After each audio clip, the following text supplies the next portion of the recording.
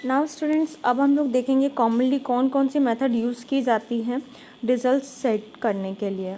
Result set के purpose के लिए हम जो मेथड्स यूज़ करते हैं उन सभी को समझने के लिए हम प्रैक्टिकली पहले उन्हें समझ लेते हैं कि वो किस तरह से दिखती हैं। जब आप कभी भी किसी भी फॉर्म को देखते हैं तो फॉर्म के अंदर या किसी भी पेज पर आपको कुछ ऑप्शंस दिखाई देते हैं। जैसे एक एरो बना होता है बैकवर्ड साइज़ में, आप जब भी वीडियो वगैरह प्ले करते हैं, कुछ भी करते हैं, तो इस तरह का एरो बना होता है, इसे हम नेक्स्ट बटन बोलते हैं। और जब ये बैकवर्ड साइज़ का बटन बना होता है तो हम इसे प्रीवियस बटन कहते हैं। इसके अलावा आपको एक प्लस का साइन मिला हुआ बटन मिल जाएगा, उससे हम न्यू रिकॉर्ड को इंसर्ट करते हैं। और यदि हमें इसके भी आगे फर्स्ट रिकॉर्ड पे जाना है तो आपको एरो के आगे एक और एरो दिखाई देगा। अगर आपको एकदम लास्ट पे जाना है तो यहाँ पर एरो के आगे एक और बटन बना होगा, बीच में प्ले का बटन होता है। ये नॉर्मली हम टीवी या किसी और भी सिस्टम में देखते हैं। देखो मैं फिर से बताती हूँ, ये एक आपके पास बॉक्स बना है, यहाँ पर बीच में प्ले और पॉज का बटन बना होता है, ठीक है। इसके बाद में हमारे पास नेक्स्ट ऑप्शन बना होता है और इसके पहले जो एरो होता है वो प्रीवियस रिकॉर्ड की तरफ ले जाता है। अब एरो के आगे एक और एरो बना है, ये हमें सबसे लास्ट रिकॉर्ड पे ले जाएगा, एकदम लास्ट के रिकॉर्ड पे। और एरो के आगे पीछे साइड एक और एरो बना है, ये हमें क्या करेगा, एकदम फर्स्ट रिकॉर्ड पे ले जाएगा। सो ये वाला हमें क्या करते हैं, सबसे फर्स्ट रिकॉर्ड पे ले जाता है और ये वाला हमें सबसे लास्ट रिकॉर्ड पे ले जाता है। बीच में प्ले और पॉज का बटन होता है, ठीक है। और इसके बाद में हमारे पास एक और बटन होता है जिससे कि हम अब न्यू रिकॉर्ड को इंसर्ट करते हैं। तो ये सारे जो ऑप्शन आपको दिखाई दे रहे हैं, ये सारे जो रिकॉर्ड करने के बटन से, इन्हीं को लेकर हम लोग मेथड्स को भी डिज़ाइन करते हैं। मेथड का यूज़ करने का पर्पस यही होता है कि हम नए बटन्स को बना सकें। नाउ कौन कौन सी मेथड यूज़ की जाती है। फर्स्ट मेथड है जिसका नाम है नेक्स्ट मेथड। नेक्स्ट मेथड यहाँ पर अब हम इसे पढ़ेंगे तो क्लियर होगा। मूव करती है कर्सर को फॉरवर्ड वन, मतलब आगे की ओर ले जाती है वन रो में। It return the value when the cursor is positioned after the last record, ठीक है।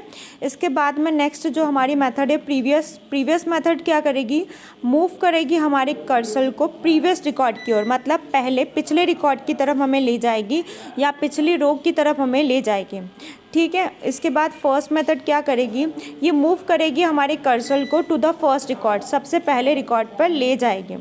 और रिटर्न करेगी true if the position at first record, अगर पहले पोजीशन पे कोई रिकॉर्ड होगा तभी ये शो करेगी। अगर फर्स्ट पोजीशन पे रिकॉर्ड नहीं होगा तो वो क्या करेगी, हमें कोई वैल्यू रिटर्न नहीं करेगी। लास्ट मेथड क्या करेगी, मूव करेगी हमारी कर्सर को डायरेक्टली लास्ट रिकॉर्ड पर और हमें ये भी रिटर्न करेगी वैल्यू को, अगर उस पोजीशन पे कोई रिकॉर्ड एग्जिस्ट करता है। तो अगर उस पोजीशन पे रिकॉर्ड एग्जिस्ट नहीं करेगा तो हमें ये कोई भी वैल्यू रिटर्न नहीं करेगी। नाउ नेक्स्ट है रिलेटिव रिकॉर्ड्स। रिलेटिव क्या करेगा, मूव करेगा cursor relative to its current position. Relative क्या करेगा, आप जिस पोजीशन पे हो उस पोजीशन के रिकॉर्ड को आपको प्रोवाइड करेगा। तो मूव करेगा cursor relative to its current position if it is second row. अगर आप सेकेंड रो पे हो तो सेकेंड रो पे देखो ये एक टेबल है, हम यहाँ पे एक टेबल बना लेते हैं। ये मैंने एक टेबल बनाई, इस टेबल में हमारे पास पहली रो है, सेकंड रो है, थर्ड रो है, लास्ट रो है, ऐसे कर करके मल्टीपल रो है, ठीक है। तो अगर आप अभी आपका कर्सर कहाँ है, सेकंड लाइन पर है, तो ये आपको सेकंड लाइन में जो जो लिखा हुआ है सारा सेकंड लाइन का रिकॉर्ड देगी। अगर आप सेकंड लाइन पे और उस समय आपने प्रीवियस बटन पे क्लिक करा तो जैसे आप प्रीवियस बटन पे क्लिक करोगे तो ये आपको फर्स्ट रो पे ले जाएगी। नेक्स्ट करोगे तो नेक्स्ट रो पे ले आएगी। अगर फर्स्ट करोगे तो सबसे स्टार्टिंग यानी पहले नंबर की रो पे आपको ले जाएगी और लास्ट करोगे तो सबसे आखिरी रो पर आपको ये ले जाएगी। तो इस तरीके से हम एक एक मेथड का यूज़ करते हैं। हर एक मेथड का अपना एक पर्पस होता है। रिलेटिव यानी कि करंट पोजिशन पर जो होगा उसे प्रोवाइड करेगी। अब एब्सोल्यूट क्या करता है, मूव करेगा हमारे कर्सर को nth record of the result set in respective it's current position को छोड़कर अलग उसके आगे वाला, उससे जो उसके जैसा दिखता है रिकॉर्ड, उस पे हमारे कर्सर को भेज देगी। नाउ नेक्स्ट है गेट रो। इससे गेट रो मेथड का यूज़ हम क्यों करते हैं, गेट रो मेथड देखो यहाँ पर मैंने एक बनाया है टेबल, इसमें first, second, third, fourth, fifth ऐसे कर करके बहुत सारे रिकॉर्ड्स है हमारे पास।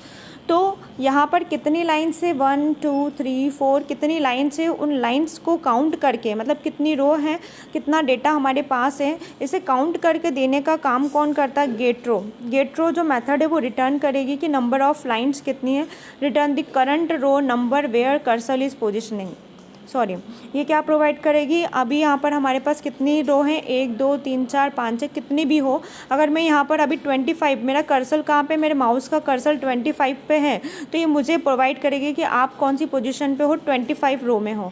अगर मेरे माउस का कर्सर सेकंड रो पे है तो ये मुझे रिटर्न करेगी कि आपका माउस का कर्सर क्या है, सेकंड रो पे है। तो इस प्रकार से हम गेट रो हमें ये बताएगा कि आप कौन सी रो पर अभी हो, आपका माउस कौन सी रो पर है, ठीक है। तो ये सारी कॉमनली मेथड जो ज़्यादातर हर एक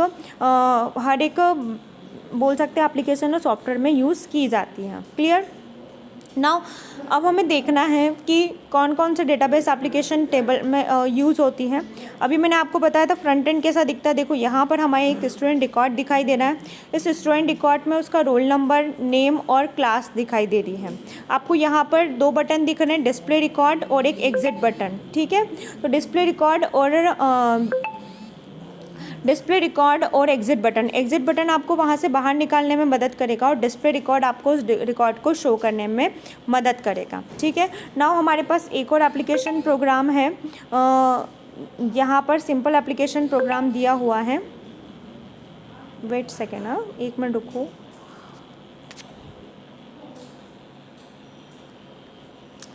सिंपल एप्लीकेशन, एक एप्लीकेशन किस तरीके से दिखाई देती है। हम जब एक एप्लीकेशन को बनाते हैं तो हम यहाँ से चाहते हैं कि स्टूडेंट का रिकॉर्ड एंटर हो, स्टूडेंट का रोल नंबर, उसका नेम और उसकी क्लास प्रिंट होनी चाहिए। अगर हमें देखना है तो हम डिस्प्ले रिकॉर्ड करेंगे और अगर हमें नहीं देखना है उस टेबल से बाहर आना है तो हम एग्जिट बटन पे क्लिक करेंगे। तो यहाँ पर सिर्फ इसका फ्रंट व्यू दिखाया गया है कि फ्रंट व्यू कैसा होगा। देखो जो मैं आपको अभी थोड़ी देर पहले बता रही थी कि हम ऐसे कुछ बना सकते हैं। तो देखो यहाँ पर बहुत सारे लगभग 10 to 12 स्टूडेंट का रिकॉर्ड हमने रखा हुआ है। अब इस स्टूडेंट के रिकॉर्ड में हमें सबसे पहले रिकॉर्ड पे जाना तो मैं फर्स्ट के बटन पर क्लिक करूँगी। अगर मुझे नेक्स्ट रिकॉर्ड पे जाना तो नेक्स्ट करूँगी, प्रीवियस पे जाना है तो प्रीवियस करूँगी और सबसे आखिरी में जाना है तो मैं लास्ट को। तो एक एक बटन के लिए एक एक मेथड है और एक एक मेथड का अपना अपना एक फंक्शन होता है। जब भी हम इन पे क्लिक करेंगे तो ये मेथड कॉल होगी। जब हम फर्स्ट बटन पे क्लिक करेंगे तो मेथड कौन सी कॉल होगी? फर्स्ट मेथड कॉल होगी, वो प्रीवियस मेथड कॉल होगी। जब मैं फर्स्ट बटन पे क्लिक करूँगी तो हमारे पास कौन सी वाली मेथड कॉल होगी? यहाँ पे देखो हमने ये बहुत सारी मेथड पढ़ी है। फर्स्ट पे जब मैं क्लिक करूँगी तो फर्स्ट मेथड कॉल होगी और फर्स्ट मेथड क्या करेगी? मेरे कर्सर को सबसे स्टार्टिंग, सबसे रोल नंबर 1 के रिकॉर्ड पर ले जाएगी।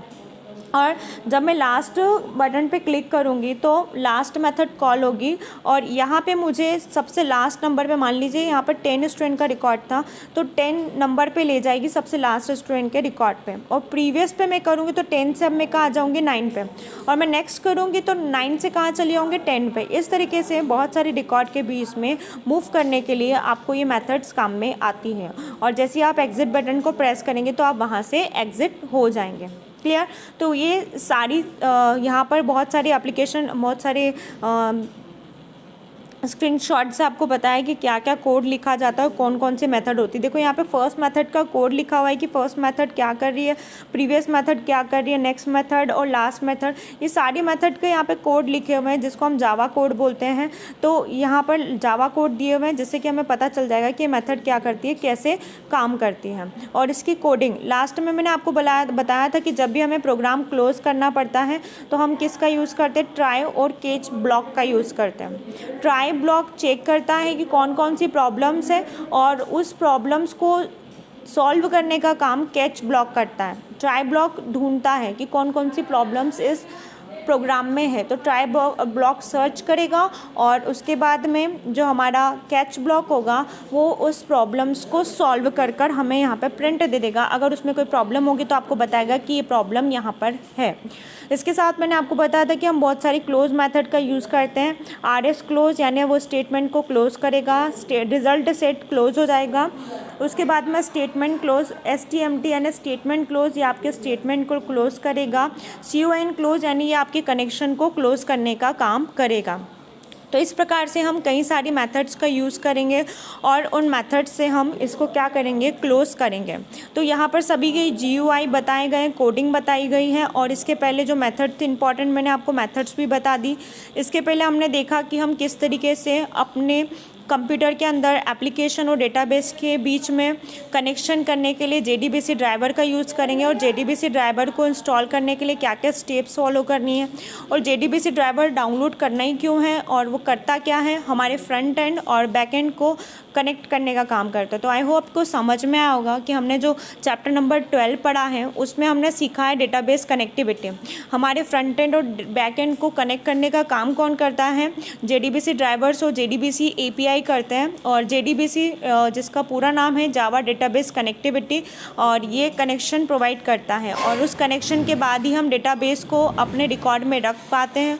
एक बार जब हमने डेटा को अपने रिकॉर्ड में रख लिया तो उन्हें एक्सेस करने के लिए आपको कुछ मेथड्स यूज़ करनी पड़ेगी, मतलब रिकॉर्ड को चलाने के लिए कुछ मेथड यूज़ करना पड़ेगी और वो मेथड कौन कौन सी है वो भी हमने यहाँ पे पढ़ी। फर्स्ट, नेक्स्ट, प्रीवियस, लास्ट और भी कई सारी मेथड है, गेट रो मेथड, इन सब का यूज़ करते हुए हम डेटाबेस को बाद में एक्सेस कर पाएंगे।